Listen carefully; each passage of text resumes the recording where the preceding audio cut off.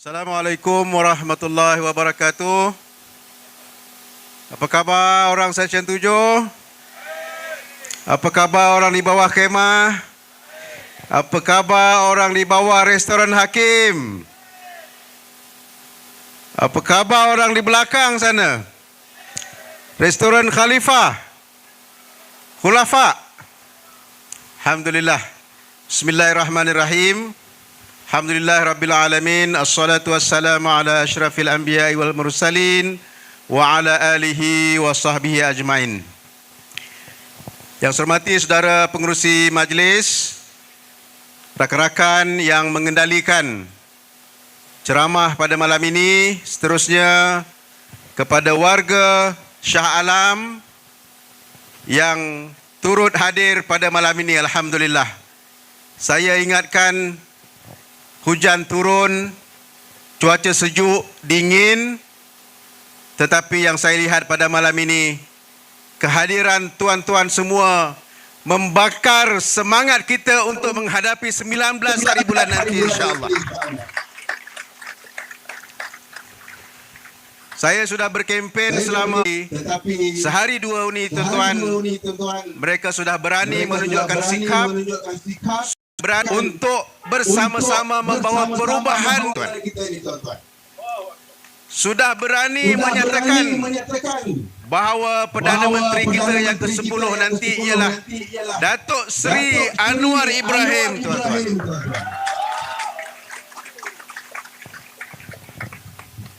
Rakan-rakan saya sudah berbicara panjang, dan selepas ini mereka juga akan menerangkan lagi kenapa kita mesti bersama-sama, tuan-tuan, untuk merubah negara kita ini, mengembalikan semula mandat rakyat yang telah pun dirampok 2 tahun lepas.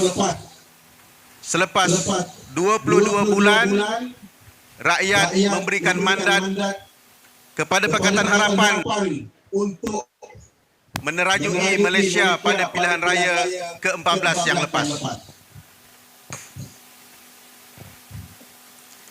Saya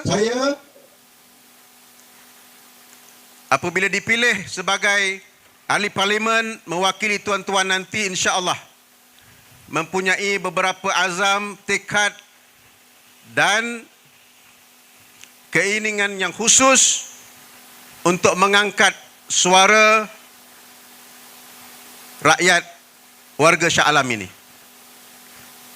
Perkara utama adalah yang selari dengan apa yang ditawarkan oleh Pakatan Harapan dalam manifesto ini, iaitu untuk menangani kos sara hidup.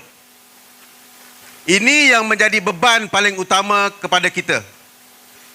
Semua orang terlibat, apatah lagi golongan B40, golongan pekerja yang sangat terkesan dengan kenaikan harga barang, yang sangat terkesan dengan kekurangan bekalan, dan terkesan dengan kenaikan inflasi, terpaksa menanggung kenaikan beban hutang disebabkan oleh kadar pinjaman yang dinaikkan oleh Bank Negara selama 4 kali sejak setahun yang lalu.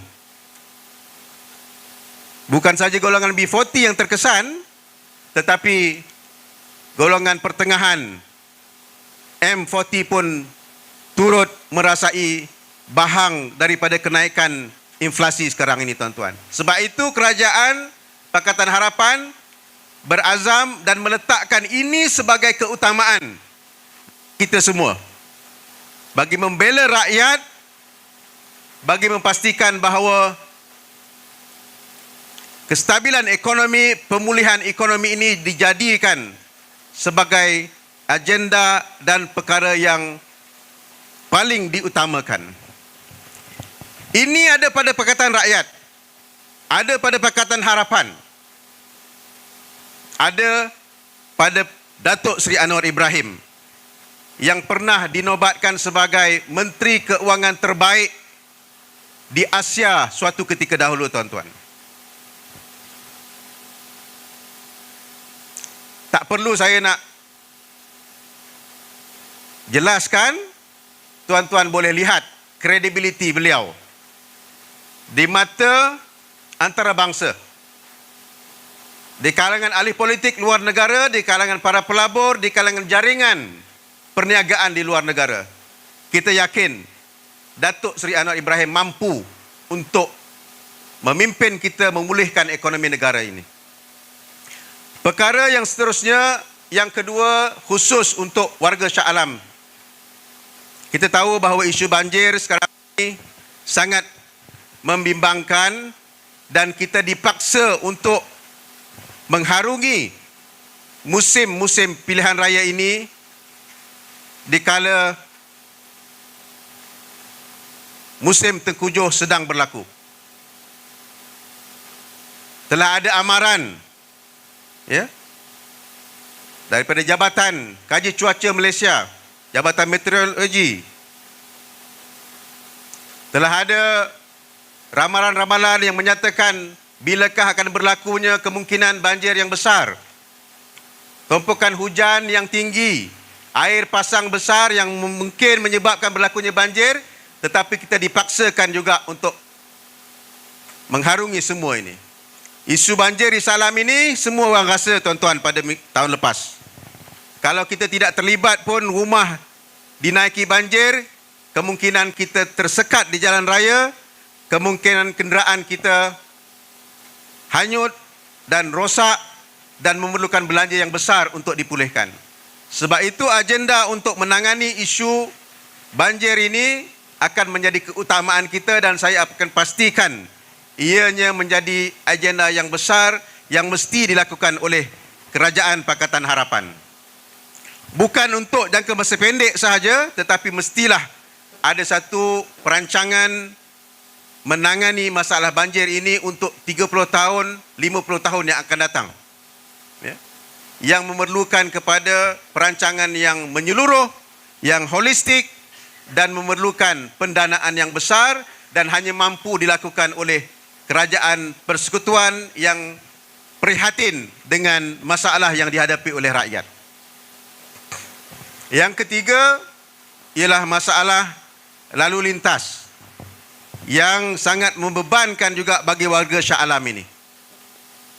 Bila kita nak keluar dari Shah Alam ini, kita akan tersekat di jalan antara Gatri hingga ke Batu Tiga. Lama kita di sana, tuan-tuan.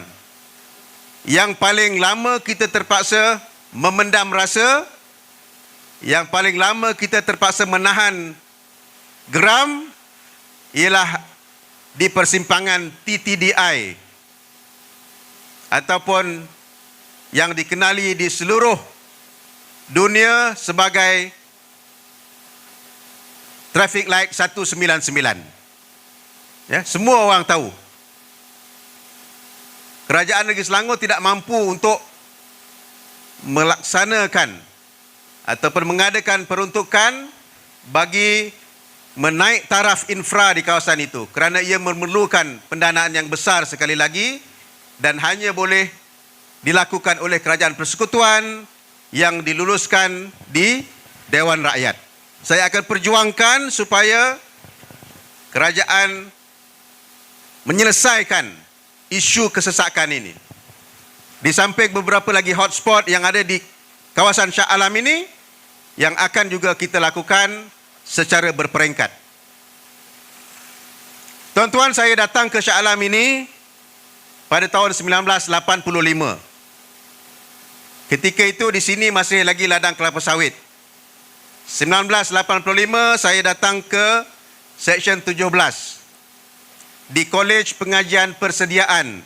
Sekarang ini namanya Intex untuk pelajar-pelajar yang ingin melanjutkan pelajaran ke luar negara. Selepas pulang dari Amerika Syarikat, saya balik semula dan menetap di Shah Alam. Walaupun bekerja di Petaling Jaya, tetapi saya tetap memilih Shah Alam untuk tempat tinggal saya. Bila ada kemampuan, saya beli rumah di Seksyen 7. Saya menetap di Seksyen 7 sejak dari 1997 yang lalu. Bagi saya, inilah kampung saya, inilah bandaraya saya, inilah tempat yang saya ingin diami, dan inilah tempat yang ramai warga Shah Alam ingin diami dan tidak keluar lagi daripada Shah Alam ini. Namun, saya melihat ada beberapa tempat di Shah Alam ini yang masih ketinggalan. Saya sangat impikan supaya Shah Alam ini mendapat ataupun menerima pembangunan yang seimbang, supaya semua warga Shah Alam ini mendapat manfaat daripada kepesatan pembangunan tanpa ada di Setia Alam, di Bukit Jelutong, Denai Alam, sekarang ini sampai ke Elmina, mengalami pembangunan yang sangat pesat dan menerima dan memanfaatkan infrastruktur yang baik, menjalani kehidupan yang selesa. Tetapi rakan-rakan kita di sana masih lagi agak ketinggalan, dan saya akan berusaha supaya perlu adanya pembangunan semula untuk memberikan keselesaan hidup kepada rakan-rakan kita di sebelah sana. Ada lagi yang masih tinggal di Pangsapuri yang berusia 60 tahun, satu bilik. Sudah tidak livable lagi bagi warga Shah Alam, bagi bandaraya Shah Alam. Sebab itu mesti ada kekuatan untuk pastikan bahawa rakan-rakan kita di sana turut menerima manfaat daripada pembangunan di Shah Alam ini, tuan-tuan. Rakan-rakan kita di U10, mereka kata kami tak perlu bakul rahmah, kami tak perlu kepada bantuan beras, kami tak perlu kepada bantuan barangan dapur. Alhamdulillah kami mampu walaupun dalam keadaan kemelesetan ekonomi. Tetapi mereka kata kami nakkan sekolah. Tak ada sekolah menengah. Jadi dia kata kami nak sekolah menengah di U10.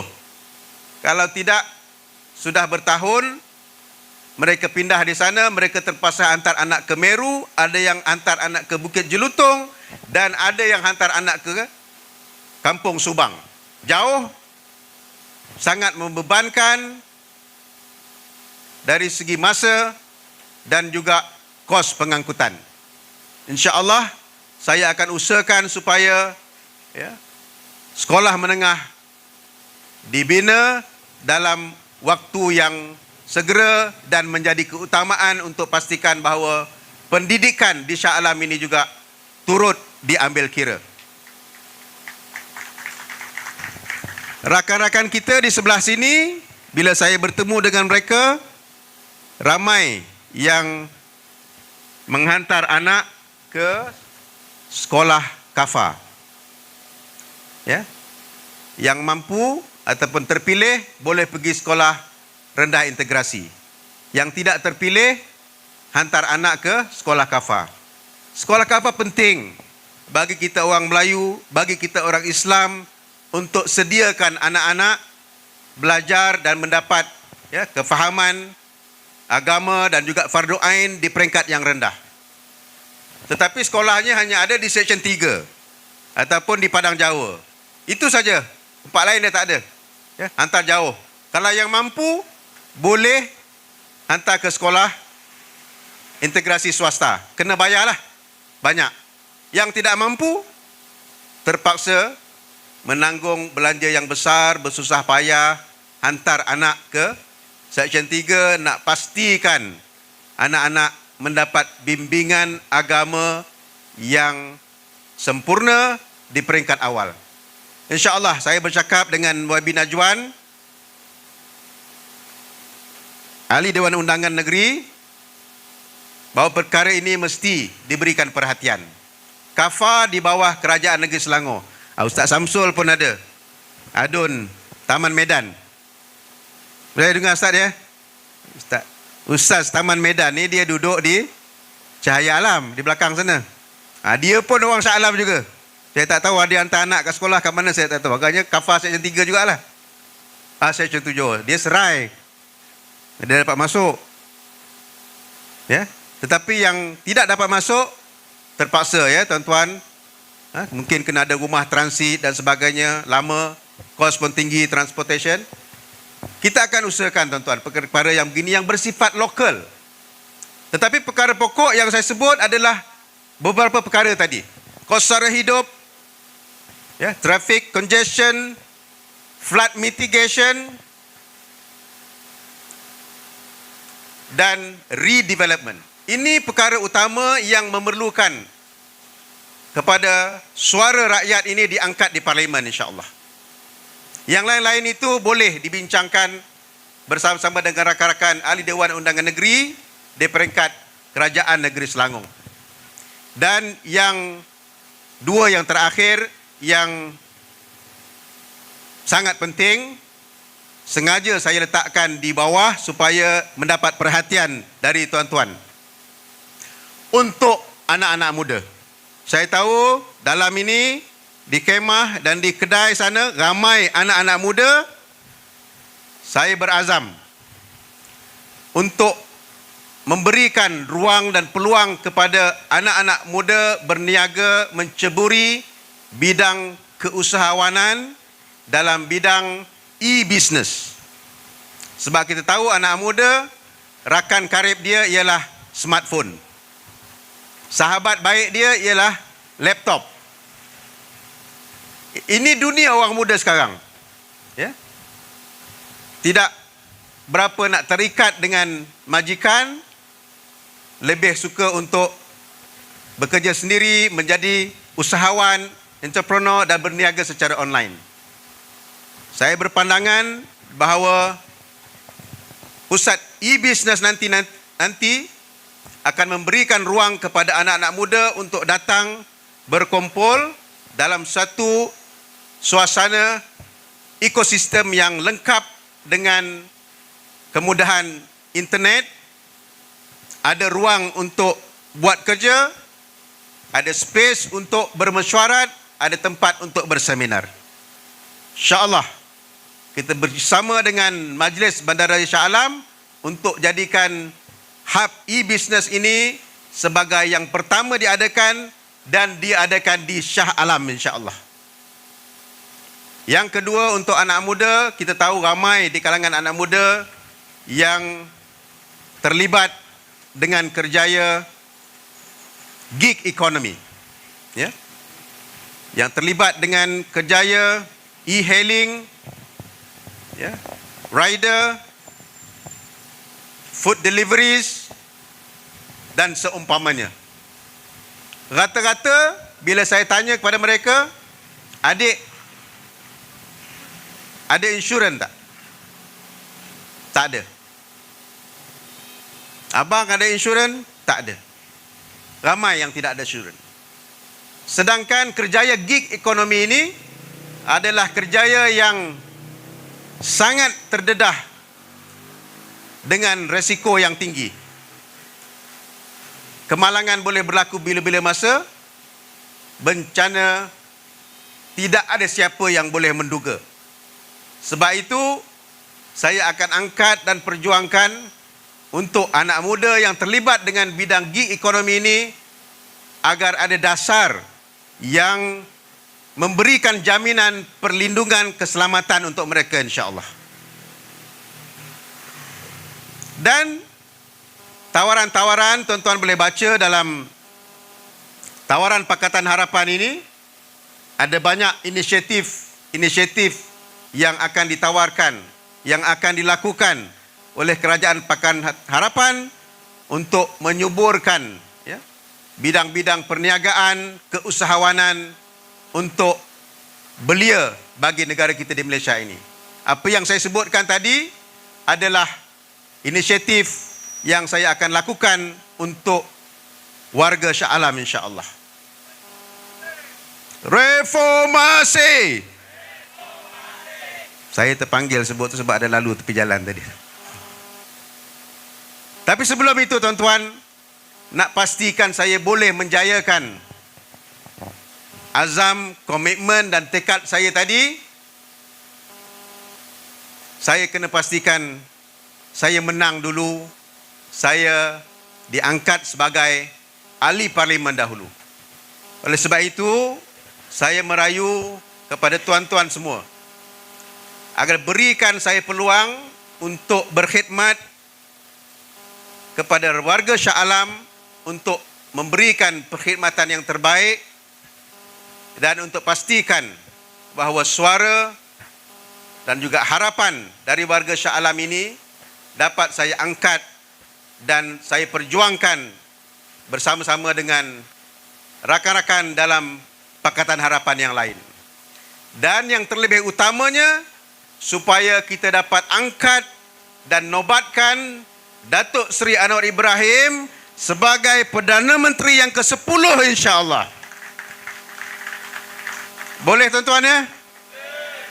Kalau boleh insya-Allah, ucapan saya yang seterusnya nanti ialah di parlimen apabila parlimen bersedang.